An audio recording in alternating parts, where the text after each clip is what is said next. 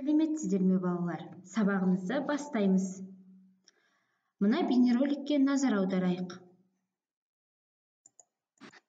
Мұқағали Мақатаев, үш бақытым. Ең бірінші бақытым халқым менің, соған берем ойымның алтын кенін, ол бар болса мен бармын, қор болмаймын, қымбатырақ алтыннан нарқым менің. Ал екінші бақытым тілім менің, тас жүректі тіліммен тілім дедім, кейде дүниеден түңілсем де, қасиетті тілімнен түңілмедім. Бақытым бар үшінші отан деген, Құдай деген кім десе отан дерем. От сөнген жалғанда жан барсың ба, ойланбай-ақ кел дағы отал менен.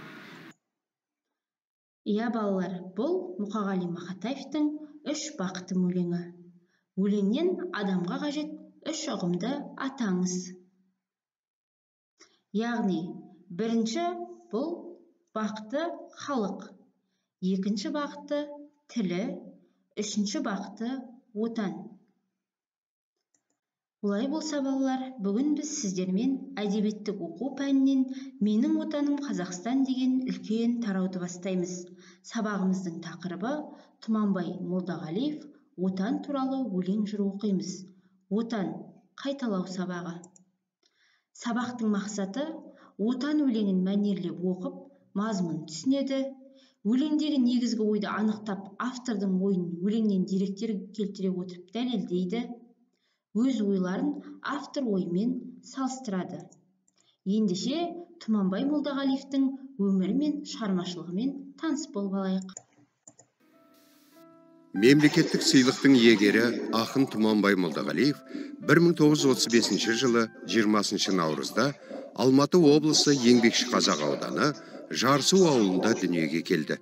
1956 жылы Қазақ мемлекеттік университетінің филология факультетін тәмамдаған. Еңбек жолын Лениншіл жас газеті мен Пионер журналында әдеби қызметкер болудан бастайды. 1959-71 жылдары жазушы баспасында редактор, аға редактор қызметін атқарады. 1971 жылдан бастап 73 жылға дейін Балдырған журналында жауапты хатшы. 1973-84 жылдары Жалын журналының бас редакторы. 1984 жылы Қазақстан жазушылар одағы басқармасының хатшысы. 1986-2011 жылдары, яғни өмірінің соңына дейін Балдырған журналының бас редакторы қызметтерін атқарады.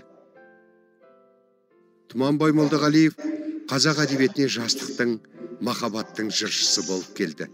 Талантты жастың ақындық қуаты жоғарғы оқу орнында білім алып жүрген кезінде қазақ әдебиетінің марғасқалары Мұхтар Әуезов, Әбділда Тәжібаев, Сағи Жиенбаев, Сырбай Мәуленов сынды алыптардың назарына іліккен. 50-ші жылдардың орта кезінде баспасөз беттерінде жарияланған алғашқы өлеңдерінен Тұманбай әдебиет сүйер қауымды өзіне баурап алды. Оның себебі айдыны кең ақын адам сезімін, оның көңіл күйін, жастықтың құпия сырын шынайы бейнелей білуінде еді. Ол қазақ әдебиетінің көкжиегін кеңейтіп, нақтырақ айтқанда, қазақ поэзиясын, қазақ лирикасын байытты. Ақынның өмірі мен шығармашылығымен таныс болсақ, енді отан өлеңін бірге мәнерлеп оқиық. Ойлайтын ылғи қамыңды, әкең де сенің отаның, ақ сүтін берген аямай, анаңда туған отаның. Бауырың туыс тумаңда, отаның сенің, біл бала, алыстап арман қуғанда, намысын оның былғама. Жаттаған ғажап жырларың, оқыған мың сан кітабың, ұқтырар отанның мәнін, ұқпасаң оны жұтадың.